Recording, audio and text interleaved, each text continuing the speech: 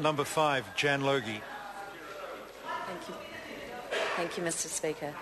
To the Minister of Social Development, does she have concerns that changes to the eligibility for the Training Incentive Allowance are causing single-parent beneficiaries to consider working in the sex industry?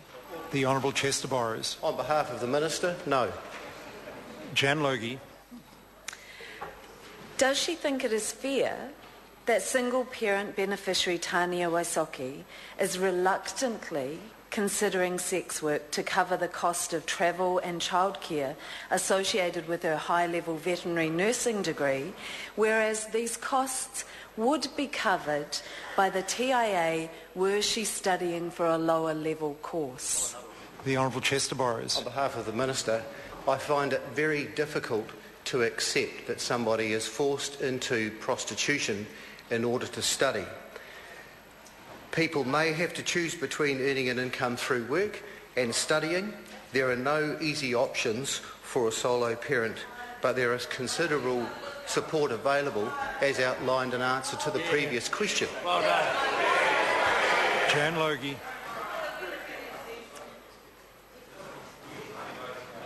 Does she accept that the childcare subsidy offered to Tania Waisoki does not cover the full costs of childcare, whereas the Training Incentive Allowance would meet the additional costs beyond the subsidy? The Honourable Chester Borrows. On behalf of the Minister, the article, Miss Waisoki was quoted in an article from the New Zealand Herald, and the subsidies available to Miss Waisoki are not those as quoted in the Herald. The reporter was given an indication of those subsidies, orally chose not to write them. It is important to note that Miss Waisoki receives the equivalent of a salary of $43,000 a year plus her entitlement to early child care, and ECE, 20 hours ECE. So I think most New Zealanders would find that a salary, equivalent salary of $43,000 is sufficient, or at least reasonable. Jan Logie. Mr. Speaker, does it concern her that it took a visit with Tania's local MP, Paul Hutchinson, a letter to John Key, unanswered correspondence with her own office, multiple conversations with WINS, and finally media attention for Tania to receive her full benefit entitlements? And even then, this offer of assistance isn't enough to keep her from considering sex work as a way to make ends meet while studying. Chester Borrows.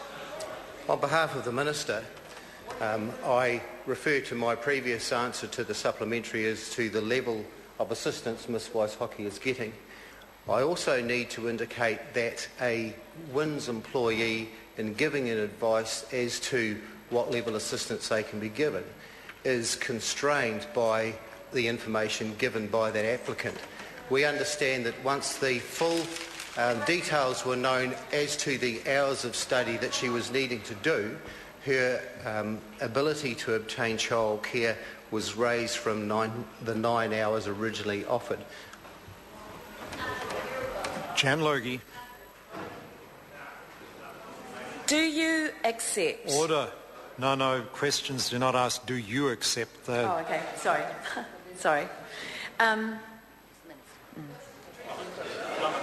I'm just... Order, it's not... Does the Minister be reasonable. accept that Tania is financially worse off studying without receiving the Training Incentive Allowance?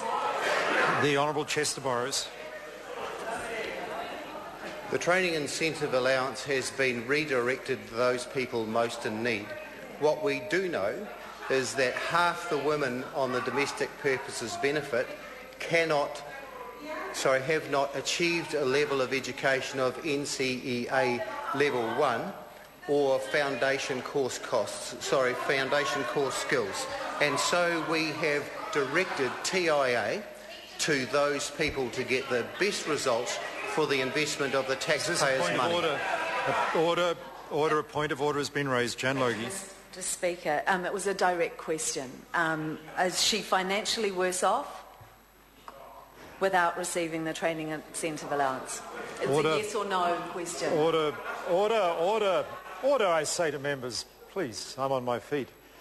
If I heard correctly, the member asked, does the minister believe that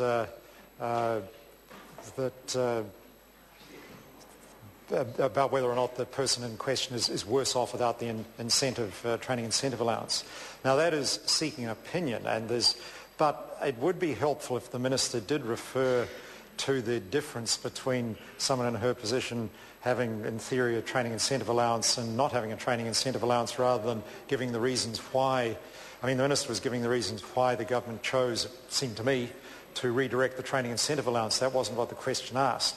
Now, it is a seeking an opinion. There's no precise answer. We will not insist on yes or no, but it would be helpful if the answer did refer to the question asked, which is to do with whether the person is better off. It's even hypothetical, whether they'd be better off or not with the training incentive allowance. Some reference to that would be helpful. The Honourable Chester Borrows. Is this a further point of order? Jan Logie. Just to clarify that my wording was to accept, and I do think there is a differentiation between believe and accept, and it is around a point of fact. I apologise, but it is still seeking opinion. The member has asked whether the minister accepts that someone is worse off. That's not what she said when she repeated a question. When she repeated a question, she said, is such and such worse off? Whereas she acknowledges now that her original question was, does the minister accept? And that is seeking an opinion. Now, but it would be helpful if the opinion did bear some relationship to the question asked. The Honourable Chester Borrows.